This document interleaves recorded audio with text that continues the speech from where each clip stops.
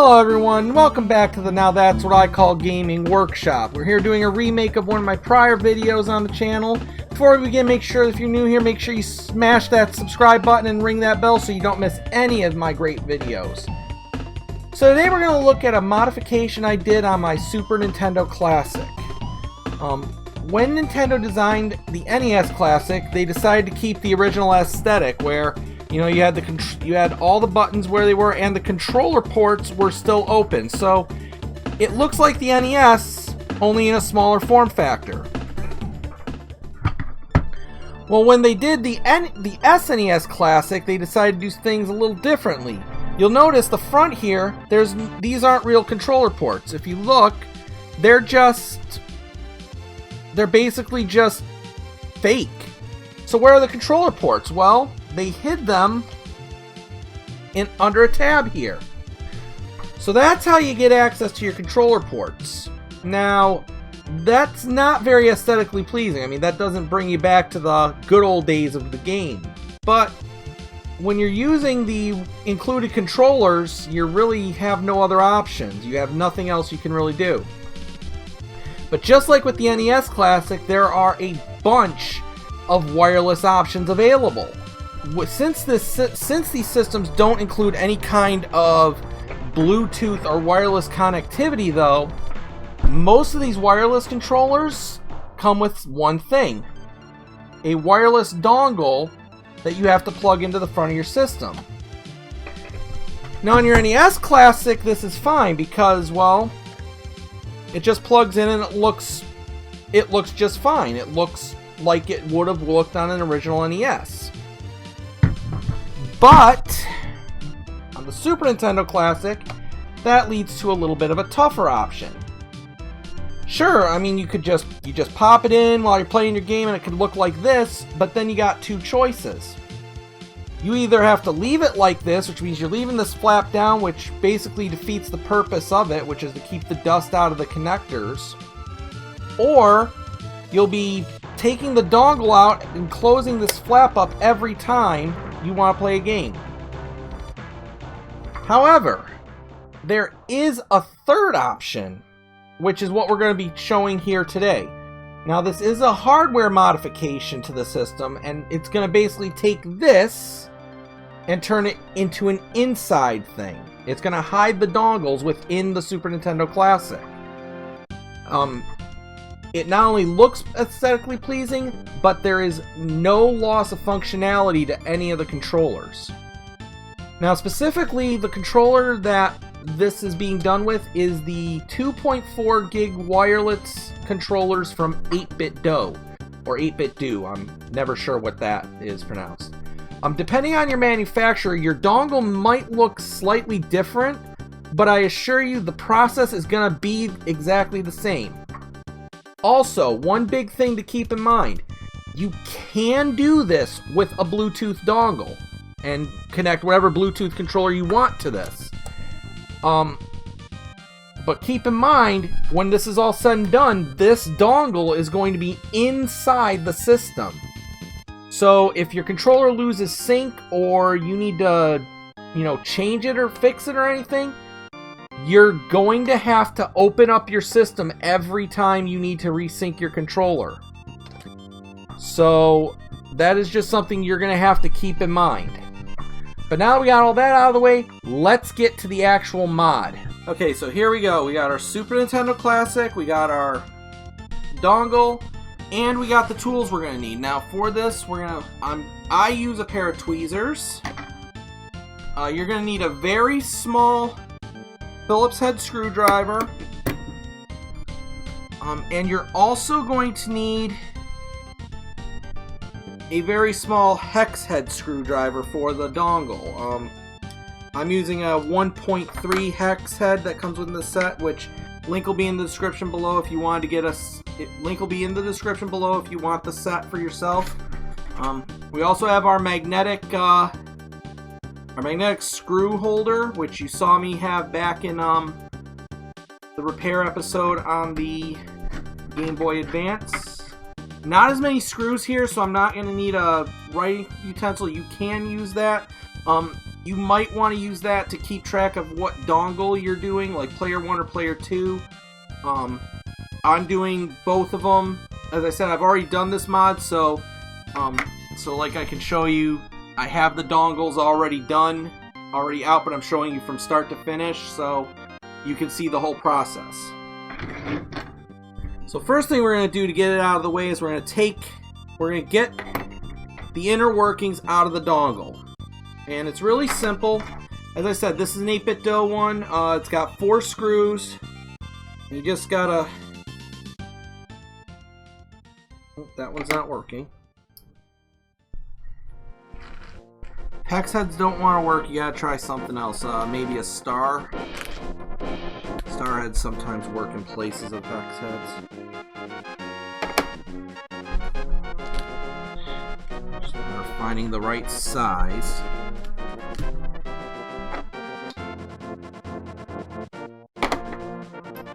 Let's try this T5 star bit. And that's working. Okay.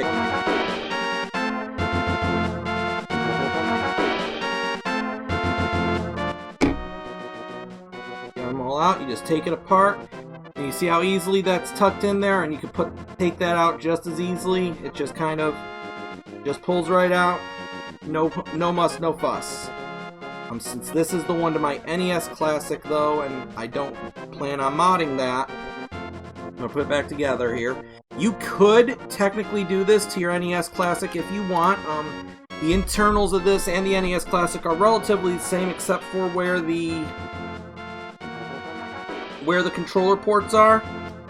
But again, you'll see at the end here, if you do that, you're going to have 2 gaping holes to your NES Classic that's going to go right into the heart of your system. So you probably don't want to do that one.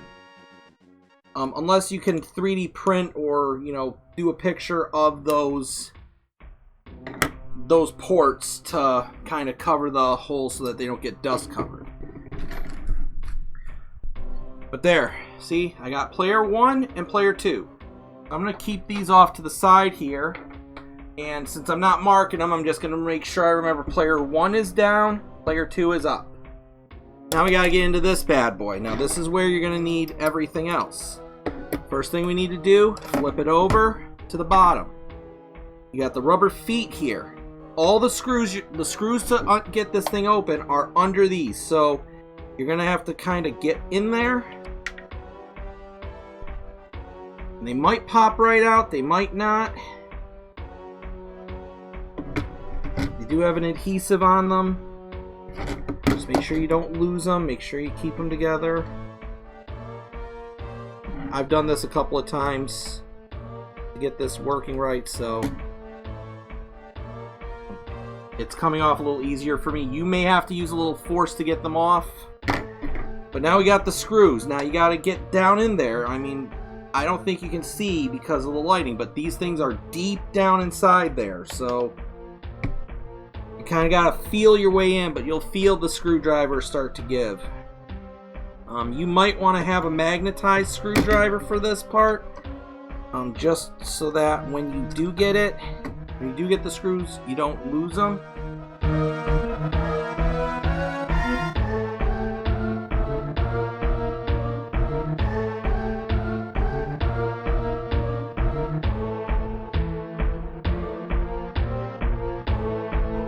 There we go. Now we got those 4 screws out. So flip back over. Now, this next part is very important. And it goes back to my #1 rule of doing any kind of these modifications, which is take your time. There is a ribbon on the inside of this system because keep in mind, your power and reset buttons, there's a board connected to the top that is connected by a thin ribbon cable to the main hard drive and main internals of the unit. If you rip that, or if you break that, congratulations, you just got yourself a Super Nintendo paperweight. And considering how hard these things are to find now, that's not something you want. So first thing you're going to do is open the flap, and then we're going to carefully take this apart. If it doesn't give at first, don't apply a lot of pressure. Just be careful. See that little ribbon right there is what you risk ripping. Okay, so there's the inside of your Super Nintendo Classic. Now, these are the ports, but they're attached to this plastic piece where they go in. So our next step is to take this out, but it's only held together by 2 screws. We'll get them out.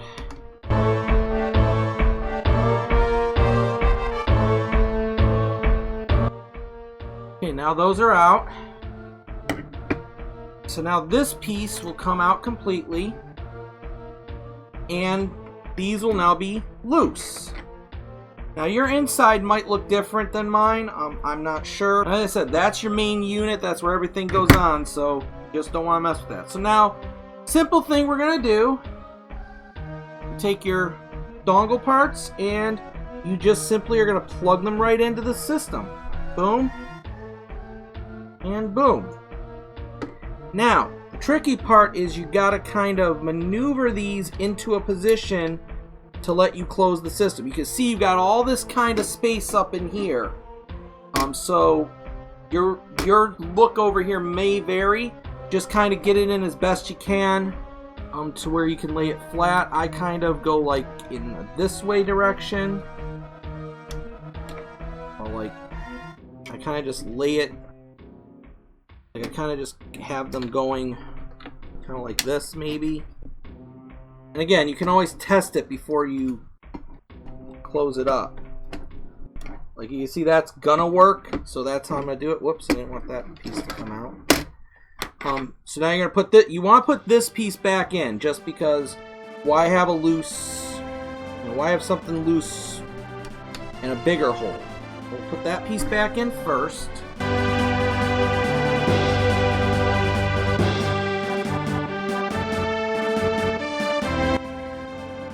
Now again, carefully, you don't want to rip that ribbon. Put the top piece back on the Super Nintendo Classic. Now we gotta flip it over. And now we gotta put these screws back in.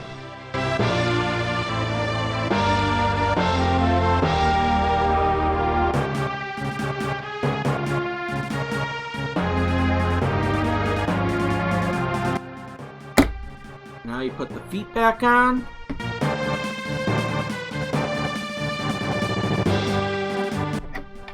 And there you go. Super Nintendo's back together. You'll notice there are now 2 gaping holes in the front, which won't matter because now it's just going to be kept shut. And it's going to look like that. So there you go. Now you've got a wireless controller enabled Super Nintendo Classic. So now that we got that all done, let's go take a look at how well this modded system works. Alright, so we have the system hooked up and our controller is connected. You can see the blue light there telling you that it's connecting to the dongle. So to test for input lag, we're going to use Street Fighter 2 Turbo Hyper Fighting. It's a fighting game, so obviously, you want pinpoint controls and so you can play it lag free, so that's a good way to test for input lag. After that, we're going to move on to the classic platformer Super Mario World, just because everyone knows how that game should play and perform. I'll get another chance to show you there's no input lag on this. And then just for a third game, just for fun, we're going to throw in Super Ghouls and Ghosts, which also has some precision platforming elements where input lag would be a problem, but it's just thrown in there for fun. It's not really one of the main test games. So without further ado, let's get started with Street Fighter 2 Turbo.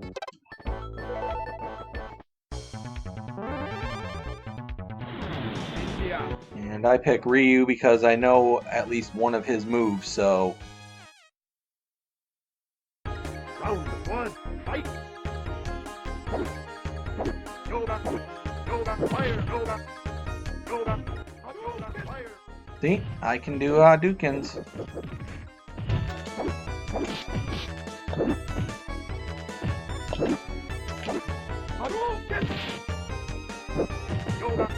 Go back, blade!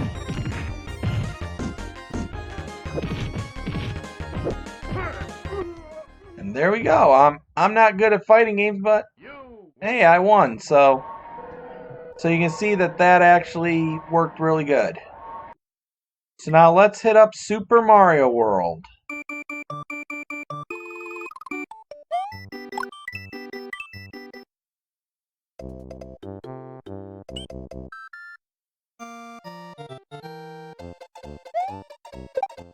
Alright, let me kill that guy there. And now, this is just to show you how the jumping still works good.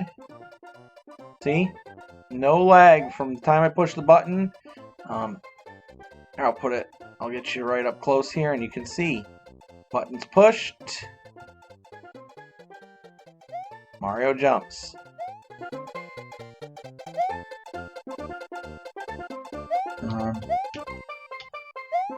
No lag, and the thing I liked about 8-bit DOS controllers is that, well, that sucked. But the thing I liked about 8-bit DOS controllers is that they actually feel like a legitimate Super Nintendo controller. So, I mean, it's something that feels very comfortable, very familiar, very easy to use. And it works just as well as the wired controllers that come with the system.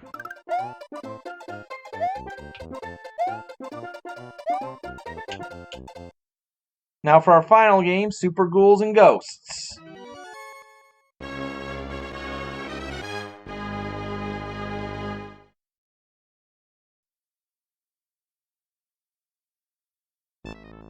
Now obviously, even though I threw this in for fun, we all know there's that double jump mechanic that you need to master in this game, so obviously if there were input lag, that would become a problem. But you can see here, clearly not. Clearly no problem here. Double jump working just fine.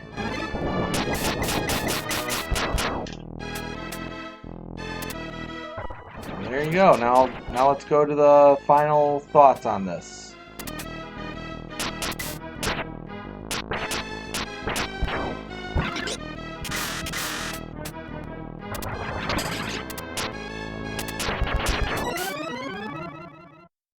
So there you go, a relatively simple modification you can do on your Super Nintendo Classic.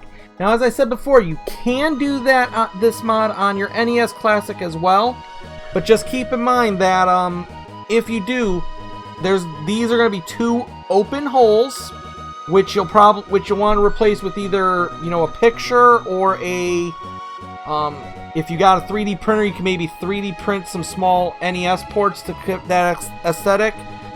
For me personally, it doesn't bug me because, the controller's coming out from here. That's how I'm used to seeing it, so it doesn't really bug me.